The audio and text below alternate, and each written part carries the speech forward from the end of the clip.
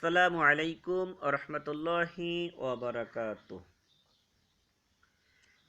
দশম শ্রেণীর সমস্ত ছাত্রছাত্রীদেরকে আজকে অনলাইন ক্লাসে গ্রিনফিল্ড স্কুল অ্যান্ড কলেজের পক্ষ থেকে তোমাদেরকে সুস্বাগত।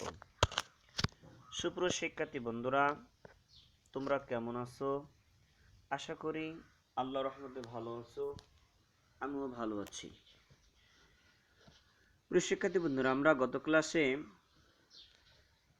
অধ্যায় 3-এর উপর 1 থেকে 6 এখানে গুরুত্বপূর্ণ কোশ্চেন, এমসিকিউ এবং জ্ঞানমূলক কোশ্চেন নিয়ে আলোচনা করেছি, পাশাপাশি অনুধাবনমূলক কিছু কোশ্চেন নিয়ে আলোচনা করেছি। আশা করি তোমাদের অনেক উপকার হয়েছে। তোমরা নিশ্চয়ই জানো তোমাদের আগামী 21 তারিখ থেকে তোমাদের যে এমসিকিউ মডেল টেস্ট শুরু হবে 120 নম্বরের, তার আলোকে লেকচারগুলো দিব। তো রিলিজন সাবজেক্ট কবে পরীক্ষা তাও তোমরা অলরেডি জেনে গিয়েছো যে আগামী মাস অর্থাৎ ডিসেম্বর মাসের 10 তারিখ তোমাদের এই রিলিজন সাবজেক্টটা হবে। তারই আলোকে একটু প্রস্তুতিমূলক যে ক্লাসগুলো হতে পারে সেভাবে আলোচনা করছি, একটু মনোযোগী হই। তো আমরা শুরুতে আজকে পার্ট 7 থেকে জ্ঞানমূলক অনুধাবনমূলক এমসিকিউ আকারে কোশ্চেন যেমন হতে পারে আমি একটু আলোচনা করছি। যে এলএম এটা একটা আরবি শব্দ। এলএম শব্দের অর্থ হলো জ্ঞান, জানা, অবগত হওয়া ইত্যাদি। এলেম কাকে বলে আমরা এভাবে লিখব সংক্ষেপে, যে ইসলামী পরিভাষায় এলেম হলো কোনো বস্তুর প্রকৃত অবস্থা উপলব্ধি করা। এটার নাম হচ্ছে কি এলেম। কোনো বস্তুর প্রকৃত অবস্থাকে এলেম বলা হয়। ঠিক আছে? এলেম আর শিক্ষা কিন্তু এক নয়। আমরা কোনো এক জায়গায় জানবো যে শিক্ষা বলতে কাকে বলে। শিক্ষা হচ্ছে জাতির মেরুদণ্ড। তো সঞ্চিত জ্ঞান অভিজ্ঞতাকে কাজে লাগিয়ে নিজের বাস্তব জীবনে কাজে লাগানোকে শিক্ষা বলা হয়। অনেকে আমরা শিক্ষার সঙ্গে এলেমের কাছে নিয়ে আসি, যে কোনো কিছু জানাকে শিক্ষা বলে না। এলেম আর শিক্ষার ভিতরে আমরা এইভাবে সংখ্যাটা বইয়ের আকারে সংজ্ঞাটা দেওয়ার চেষ্টা করব। এখন আমরা এলমে ইসলামে গুরুত্ব, এখানে একটা এমসিকিউ কোশ্চেন আমরা নিব যে আল্লাহ রাব্বুল আলামিন সর্বপ্রথমে এই জ্ঞান শিক্ষা করার জন্য যেই শব্দটা ইউজ করেছেন, যে ইকরা, অর্থাৎ আসতে পারে যে ওহির সূচনা কোন শব্দ দিয়ে শুরু হয়? ইকরা। ইকরা এই শব্দটা আল কোরআনের প্রথম শব্দ হিসেবে নাজিলকৃত শব্দ। এটা কোন সূরার অংশ? সূরা আলাক। সূরা আলাক। আশা করি আমরা উত্তরটা পেয়েছি। এরপর আমরা নিচের দিকে একটা হাদিস আমরা দেখতে পাচ্ছি। প্রিয় শিক্ষার্থী বন্ধুরা, এখানে নবীজি বলতেছেন তলাবুল ইলমি ফারিদাতুন আলা কুল্লি মুসলিম, যে জ্ঞান অন্বেষণ করা প্রত্যেক মুসলমানের উপর ফরজ। এখান থেকে একটা কোশ্চেন অনেক সময় হয় যে জ্ঞান অন্বেষণ করা মুসলমানদের উপর এটা কি? এটা একটা ফরজ, একটা বিধান। অর্থাৎ নবীজি বলেছেন জ্ঞান অন্বেষণ করতে হবে, শুধু চীন দেশে হলেও। অর্থাৎ এখানে জ্ঞানের গুরুত্ব বোঝানো হচ্ছে। আর জ্ঞান অর্জন করা ফরজ। কতটুকু এলেম অর্জন করা ফরজ? যতটুকু এলেম অর্জন করলে হালাল হারাম এটা চেনা যায়, এতটুকু এলেম অর্জন করা কি ফরজ। কিছু এলেম আছে নফল, ওটা না করলেও চলবে, কিন্তু আমাকে অবশ্যই নামাজ কিভাবে পড়তে হবে, নামাজের সঠিক জ্ঞান, কিভাবে পবিত্রতা অর্জন করতে হবে, পবিত্রতার সঠিক জ্ঞান, ঠিক কিভাবে রোজা পালন করতে হবে, রোজার সঠিক জ্ঞান, জাকাত আদায় করতে হলে জাকাত আদায়কারীর জন্য ওই নলেজটা সঠিক অর্জন করতে হবে, ঠিক হজ পালন করার জন্য হজের সঠিক জ্ঞানটা আমাকে নিতে হবে। এভাবে যেই বিষয়গুলো শরীয়তে রয়েছে, এই বিষয়গুলো পালন করার জন্য, পৃথিবীতে জীবন চলার জন্য যেই জ্ঞান অর্জন করা অবশ্য জরুরি, এটা হচ্ছে কি ফরজ জ্ঞান। ঠিক আমরা এলেমের কিছু প্রকার জানবো। শিক্ষার্থী বন্ধুরা, এলেম কত প্রকার আমরা বইয়ের আকারে দেখতে পাচ্ছি যে এলেম হচ্ছে দুই ভাগে বিভক্ত। একটার নাম হচ্ছে দ্বীনি এলেম, আর একটা হচ্ছে দুনিয়াবি এলেম। দ্বীনি এলেম বলতে এমন এলেমকে বোঝায় যেটা ধর্মীয় জ্ঞানের সাথে সম্পর্কিত। আর এই ধর্মীয় জ্ঞান সম্পর্কিত এমন কিছু এলেমের সমন্বয় সাবজেক্ট বোঝায়, যেমন কোরআন, হাদিস, ফিকহ, তাফসীর ইত্যাদি যেই বিষয়ের জ্ঞান, এটাকে ধর্মীয় জ্ঞান বলা হয়। ঠিক একইভাবে পার্থিব জ্ঞান যেটা বা দুনিয়াবি এলেম জ্ঞান যেটা, সেটা হলো গণিত, বিজ্ঞান, ভূগোল, স্বাস্থ্য, পদার্থ, রসায়ন ইত্যাদি। অনেক সময় এভাবে কোশ্চেন দেয় যে সাহিত্যের জ্ঞান কোন ধরনের এলেম? সাহিত্যের জ্ঞান এটা হচ্ছে দুনিয়াবি এলেম। পদার্থের জ্ঞান এটা কোন ধরনের এলেম? এটা হচ্ছে দুনিয়াবি এলেম। কারণ এটা কখনোই পরকালে আল্লাহ তাআলার কাছে এই জ্ঞান অর্জন কেন করলাম না, এটার জন্য আল্লাহর কাছে কখনোই জবাবদিহি করতে হবে না, এই জন্য এটা দুনিয়াবি এলেম। আশা করি আমরা উত্তরগুলো পেয়েছি। এখন নবীজি একটা কথা বলেছেন এই লেসনের লাস্টের দিকে, দিন হলো কল্যাণ করা, আদ-দীনু নসিহা। আদ-দীনু নসিহা আমরা সপ্তমতম পাঠের একবার লাস্ট পেয়ারে আমরা দেখতে পাচ্ছি নবীজি সাল্লাল্লাহু আলাইহি সাল্লাম বলেছেন মূলত ইসলামের উদ্দেশ্য হলো মানুষের কল্যাণ করা। যেমন মহানবী সাল্লাল্লাহু আলাইহি সাল্লাম বলেছেন দিন হলো কল্যাণ করা, আদ-দীনু নসিহা। অর্থাৎ তাই যেসব এলেম মানব জীবন কল্যাণ সাধন করে এমন এলেম অর্জন করা অবশ্যই কর্তব্য। আমরা এই জ্ঞান অবশ্যই জ্ঞান অর্জন করার চেষ্টা করব। আমরা পাঠ থেকে যে কোশ্চেনটা নিব, শিক্ষার্থী কাকে বলে? শিক্ষার্থী হচ্ছে যে নিয়মিত লেখাপড়া করে এবং শেখার প্রতি আগ্রহী যত্নশীল, তাকে শিক্ষার্থী বলা হয়। আশা করি আমরা পেয়েছি। এরপরে পার্ট 8 এর সবচাইতে গুরুত্বপূর্ণ এমসিকিউ, যেটা বরাবরই টেস্ট পরীক্ষায়, অনেক সময় প্রি টেস্টে, অনেক সময় বোর্ডে এই কোশ্চেনটা আসে। কয়েকভাবে কোশ্চেনটা সেট হয় যে ইমাম শাফি এর ছাত্রের বৈশিষ্ট্য সম্পর্কে তার শিক্ষক আল্লামা ওয়াকিকে জিজ্ঞাসা করলে তিনি বলেছেন ছাত্রের একমাত্র বৈশিষ্ট্য হলো সকল পাপ কাজ বর্জন করা। 3 ক্যাটাগরির এখানে কোশ্চেন হতে পারে যে আল্লামা ওয়াকির ছাত্র ছিলেন কি? ইমাম শাফি। অর্থাৎ ইমাম শাফির ছাত্র ছিল, অর্থাৎ ইমাম শাফি এবং আল্লামা ওয়াকির মাঝে সম্পর্ক আছে ছাত্র এবং শিক্ষক। ইমাম শাফি হলেন ছাত্র আর তার শিক্ষক হচ্ছে আল্লামা ওয়াকি। আল্লামা ওয়াকি তিনি একটা সুন্দর উক্তি দিয়েছেন যে ছাত্রের একমাত্র বা অন্যতম বৈশিষ্ট্য হলো সকল পাপ কাজ বর্জন করা। কোশ্চেনটা হয় ছাত্রের একমাত্র বৈশিষ্ট্য হলো কি? সেটা সকল পাপ কাজ বর্জন করা। আমরা অনেকেই স্টুডেন্টরা আমরা যেই ভুল করে থাকি যে ভালোভাবে লেখাপড়া এটা ছাত্রের গুণ, হ্যাঁ এটা গুণ হতে পারে। শিক্ষকদের আদেশ নিষেধ মেনে চলা, হ্যাঁ এটাও কোশ্চেন হতে পারে, অ্যান্সার হতে পারে। কিন্তু এখানে আমরা এই কোশ্চেনটাকে ফলো করব যে ছাত্রের একমাত্র বৈশিষ্ট্য হচ্ছে সকল পাপ কাজ বর্জন করা। আশা করি আমরা উত্তরটা পেয়েছি। এখন পার্ট 9 শিক্ষকের গুণাবলী। শিক্ষক গুণাবলী, এখানে আমরা কয়েকটা কোশ্চেন আমরা এখানে নিব যে শিক্ষকের গুণাবলীর ভিতরে শিক্ষক কাকে বলে? যে যিনি আমাদের শিক্ষা দেন তাকে শিক্ষক বলা হয়। ঠিক আছে। আর এই একটা কোশ্চেন হয় এই পৃথিবীতে সবচেয়ে শ্রেষ্ঠ মর্যাদার পেশার নাম কি? সেটা হচ্ছে শিক্ষা বা শিক্ষকতা। নবীজি সাল্লাল্লাহু আলাইহি ওয়াসাল্লাম নিজেকে শিক্ষক হিসেবে পরিচয় দিয়েছেন এই পৃথিবীতে, অর্থাৎ তিনি শিক্ষক হিসেবে প্রেরিত হয়েছেন। নবীজি সেটাই বলতেছেন যে ইন্নামা বুইস্তু মুআল্লিমা, ইন্নামা বুইস্তু মুআল্লিমান, আমাকে শিক্ষক হিসেবে প্রেরণ করা হয়েছে। উক্তিটি কোন হাদিস গ্রন্থের? ইবনে মাজাহ। আশা করি আমরা এখানে উত্তরটা পেয়েছি। এখন আমাদের পাঠ এখানে এমসিকিউ আর তেমন গুরুত্বপূর্ণ হয় না। এরপর আমরা যে পাঠে যাব পাঠ 10তম পাঠ, এখানে যে কোশ্চেনটা হয় যে ছাত্র শিক্ষক সম্পর্ক। ছাত্র শিক্ষক সম্পর্কের বিষয়টা আমরা প্রথম প্যারাটায় আমরা এখানে দেখতে পাচ্ছি যে শিক্ষক হলেন আদর্শ জাতি গঠনের কারিগর। তা আদর্শ জাতি গঠনের কারিগর কারা? শিক্ষকগণ। যে শিক্ষকরা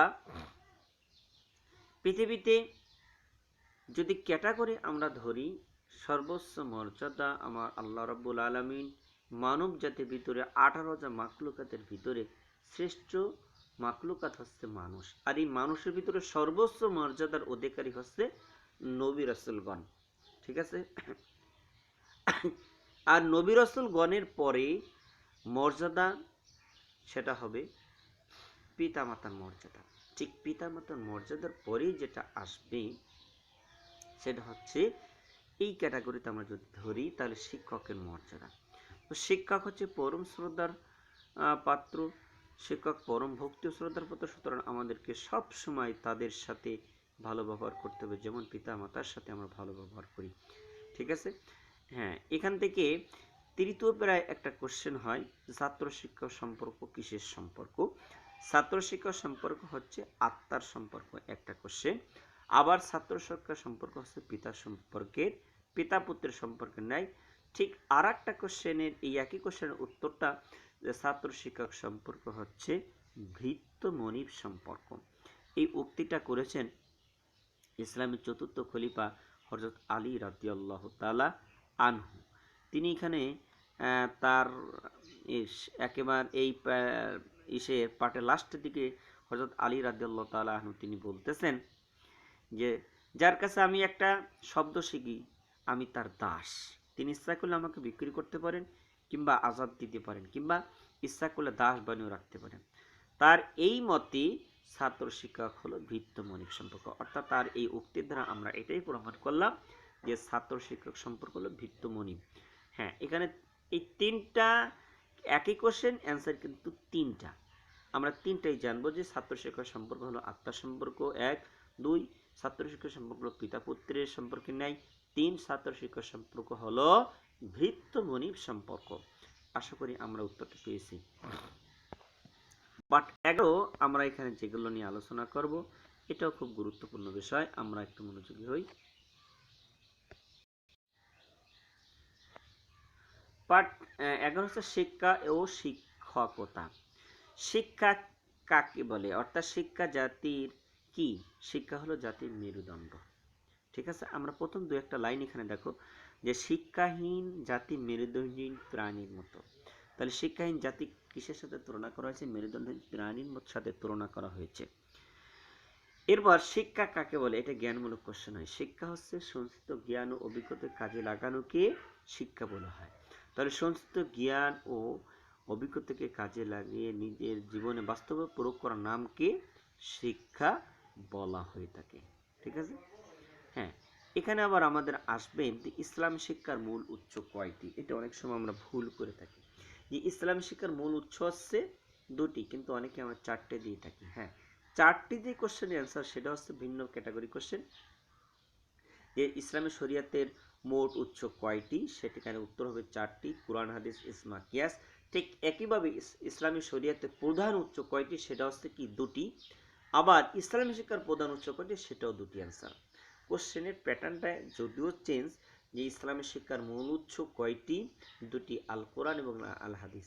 এবং যদি বলে শরিয়াতের প্রধান উৎস কয়টি, সেটাও কি দুটি, সেটা কোরআন এবং হাদিস। আশা করি আমি উত্তরটা পেয়েছি। আল কোরআন, এই পয়েন্টে আমরা একটা জিনিস নবী আল্লাহর বাণী দেখতে পাচ্ছি, যে মা ফাররাতনা ফিল কিতাবি মিন শাইইন। বরাবরই এই কোশ্চেনটা এসে থাকে যে আল কোরআন এমন একটা কিতাব যে এর ভিতরে কোনো কিছু আমি বাদ দেইনি, আল্লাহ তাআলা বলতেছেন। এটা কোন সূরার ঘোষণা? সূরা আল আনাম। সূরা আল আনাম এর ঘোষণা, যে এই কিতাবে আমি কোনো কিছু বাদ দেইনি। মা ফাররাতনা ফিল কিতাবি মিন শাইইন।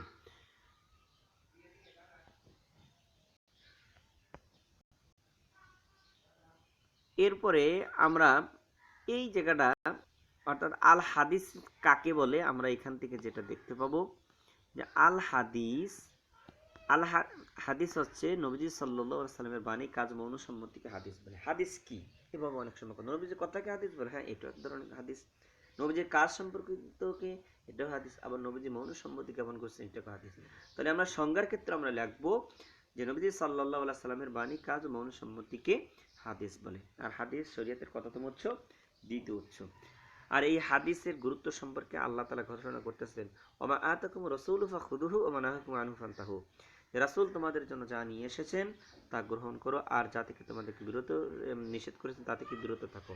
এখানে কিসের গুরুত্ব দেওয়া হয়েছে যদি বলা হয়, তখন আমরা এখানে লিখবো হাদিসের গুরুত্ব দেওয়া হয়েছে।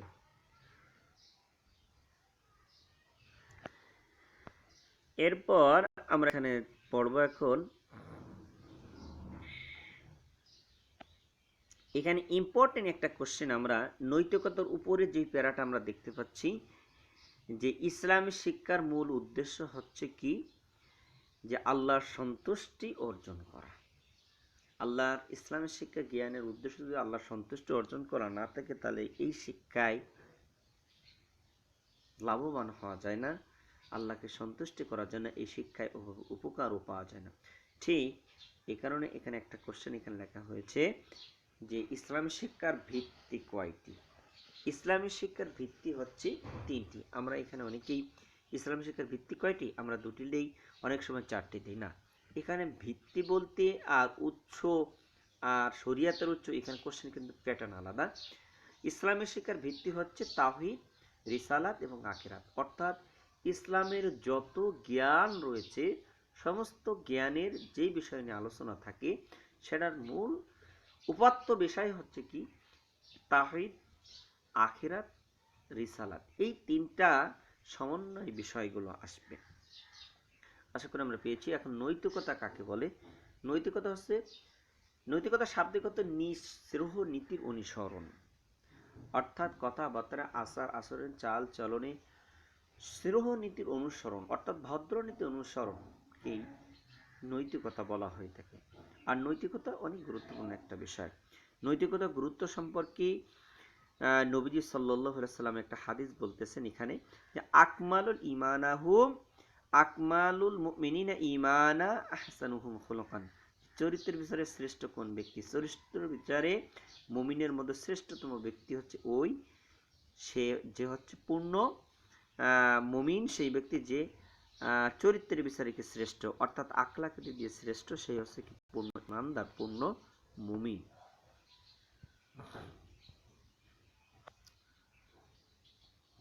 আর নবী সাল্লাল্লাহু আলাইহি ওয়াসাল্লাম এই চরিত্র নৈতিকতার বিষয়ে গুরুত্ব দিয়ে তিনি বলেছেন যে আল্লাহর নিকট তোমাদের মধ্যে সেই লোকই আমার নিকট অধিক প্রিয় যার আখলাক সবচেয়ে সুন্দর। অর্থাৎ যদি বলা হয় যে নবীজির কাছে আল্লাহর কাছে সবচাইতে প্রিয় ভাজন কে? যার চরিত্র সবচেয়ে ভালো, সে হচ্ছে আল্লাহর কাছে নবীজির কাছে প্রিয় পাত্র। এই জন্য আমাদের সব সময় নৈতিকতা আর যেই বিষয়গুলো যতগুলো দিক রয়েছে এটা অর্জন করে রাসূলুল্লাহ সাল্লাল্লাহু আলাইহি ওয়াসাল্লামের প্রিয়পাত্র হতে হবে, আল্লাহ তাআলা নৈকট্য হাসিল অর্জন করতে হবে। এখন আমরা পার্ট 12তম এখানে আলোচনা করব যে জিহাদ এবং সন্ত্রাসবাদ। প্রিয় শিক্ষার্থীরা, আমাদের এটা বুঝতে হবে, জিহাদ এবং সন্ত্রাসবাদ কখনোই এক নয়। জিহাদ আমরা পরিচয়টা জেনে যে জিহাদ আরবি শব্দের আবেদনিক অর্থ পরিশ্রম, সাধনা, কষ্ট, চেষ্টা। এটাকে শাব্দিক অর্থ এটা। আর পরিভাষায় কাকে বলে? জানমান, এলেম, আমল ও লেখনী ও বক্তৃতার মাধ্যমে সত্য ন্যায় প্রতিষ্ঠা করাকে জিহাদ বলা হয়। তো প্রিয় শিক্ষার্থী বন্ধুরা, আমরা এখানে কি বুঝলাম? যে জিহাদ মানে শ্রম, পরিশ্রম, কষ্ট। তার মানে স্টুডেন্ট যে সেও এক ধরনের কি পরিশ্রম করতেছে, জীবনটাকে কিভাবে সুন্দর করে সাজানো যায়, সঠিক জ্ঞান সে অর্জন করার চেষ্টা করতে, এটাও এক ধরনের জিহাদ। হ্যাঁ, এটা যদি সে এই নিয়ত করে সে প্রতিটা মুহূর্ত জ্ঞান অর্জন করেছি, এই এলেম দিয়ে আমি দুনিয়া আখিরাতে কি কল্যাণ হাসিল করব, ইসলামকে উপকার করব, তাও তার এক ধরনের কি হবে? জিহাদ হবে। এই জিহাদ মানেই অনেকেই রক্তপাতকে মিন করে, অনেকে কতলকে এটা মিন করে না। এটা কখনো জিহাদ এবং রক্তপাত, সন্ত্রাসবাদ এটা কখনোই এক নয়। তবে এই জিহাদের গুরুত্ব অপরিসীম। জিহাদ এমন একটা বিষয় যে আল্লাহ তাআলা ঘোষণা করেছেন ওয়াজাহিদু ফিল্লাহি হাক্কা জিহাদিহি, যে তোমরা আল্লাহর সাথে জিহাদ করো যেভাবে জিহাদ করা উচিত। অর্থাৎ আল্লাহর সাথে জিহাদ করা মানে কি? তোমরা আল্লাহর পথে জিহাদ করো মানে আল্লাহর দ্বীনকে কায়েম করার জন্য, নবীর সম্মানকে বুলন্দ করার জন্য যেভাবে চেষ্টা করা দরকার ঠিক এভাবে আমাদেরকে চেষ্টা করতে হবে। এটা নাম হচ্ছে জিহাদ। এই জিহাদের প্রকার হচ্ছে 3 প্রকার।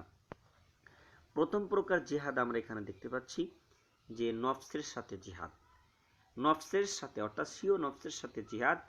2 নম্বর জিহাদের নাম হচ্ছে জ্ঞানের সাহায্যে জিহাদ করা। 3 নম্বর জিহাদ হচ্ছে ইসলামের শত্রুদের বিরুদ্ধে জিহাদ করা। এখানে 3টা কোশ্চেন আমরা এখানে যেভাবে আসবে যে যদি বলা হয় শ্রেষ্ঠ জিহাদ কোনটি, হাদিসের ভাষ্য অনুসারে শ্রেষ্ঠ জিহাদ হচ্ছে সিও নফসের সাথে অন্তরের সাথে জিহাদ করা। অনেক সময় এটা জ্ঞানমূলক কোশ্চেন হতে পারে, সিও নফসের সাথে জিহাদ করা বলতে কি বোঝায়, অর্থাৎ বা প্রকৃত মুজাহিদ কে? প্রকৃত মুজাহিদ হচ্ছে সেই ব্যক্তি যে সিও নফসের সাথে জিহাদ করে, তাকে প্রকৃত মুজাহিদ বলা হয়ে থাকে। 2 নম্বর জ্ঞানের সাহায্যে জিহাদ করা, আর 3 নম্বর হচ্ছে কি ইসলাম শত্রুর বিরুদ্ধে জিহাদ করা, এটা হচ্ছে জিহাদের সর্বোচ্চ স্তর। তার মানে এটা কিন্তু সচরাচর আসবে না। আমাদের প্রতিটা মুহূর্তে আমাদের নফসের সাথে প্রতিটা সেকেন্ড আমাদের যুদ্ধ করতে হচ্ছে। ঠিক একইভাবে জ্ঞানের সাহায্যে আমরা অনেকে জিহাদ করে যাচ্ছি।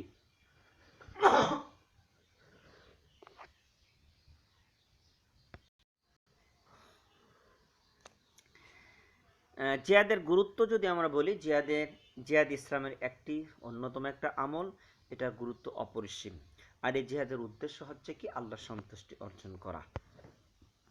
আমরা একেবারে এই অধ্যায়ের পাঠ, শেষতম পাঠ অর্থাৎ 13তম পাঠে এখানে আসবে জিহাদ এবং সন্ত্রাসবাদ।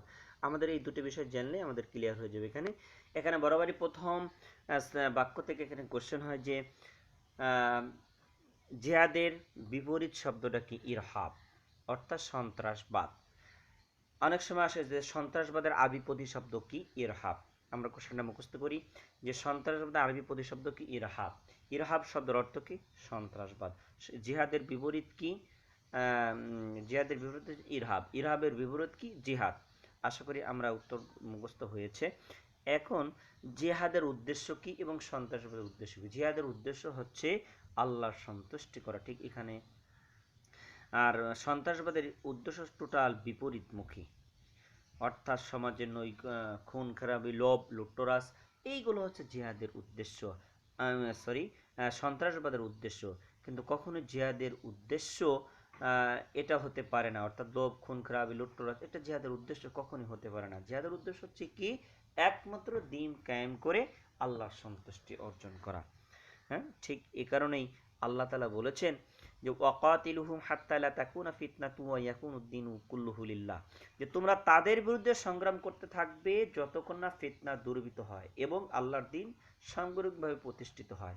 অর্থাৎ আল্লাহ বোঝাতে চাইলেন যে যতক্ষণ না সমাজ থেকে ফিতনা দূরীভূত হচ্ছে তোমরা জিহাদ করতে থাকো।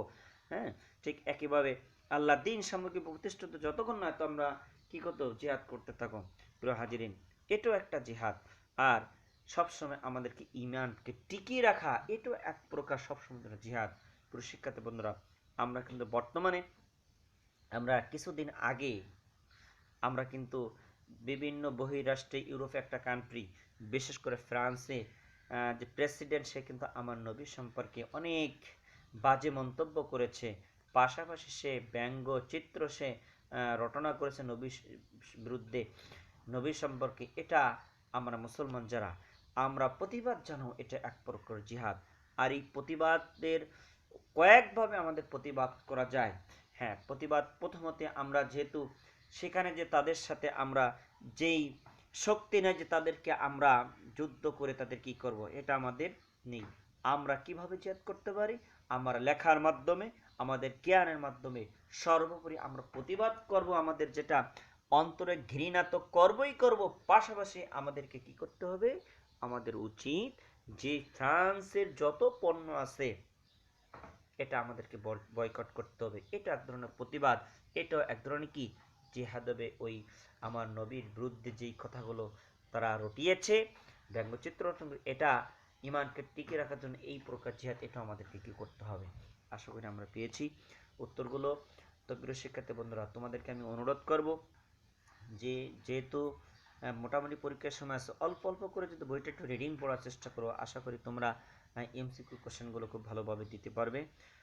তো তোমাদেরকে অনুরোধ করব যে এই বৃহস্পতিবার তোমাদের কিন্তু একটা সার্চ সিলেবাস দিয়েছে যে সম্পূর্ণ বইয়ের উপরে একটা এমসিকিউ করতে, অর্থাৎ 20 মার্কের মোটামুটি আমি বলবো তোমরা যে দ্বিতীয় এবং চতুর্থ অধ্যায়টা, দ্বিতীয় এবং তৃতীয় অধ্যায়টা ভালো করে দেখো। এর ভিতর থেকে এই কোশ্চেন আশা করি এই সপ্তাহের এক কথায় কোশ্চেন 20টা নিব।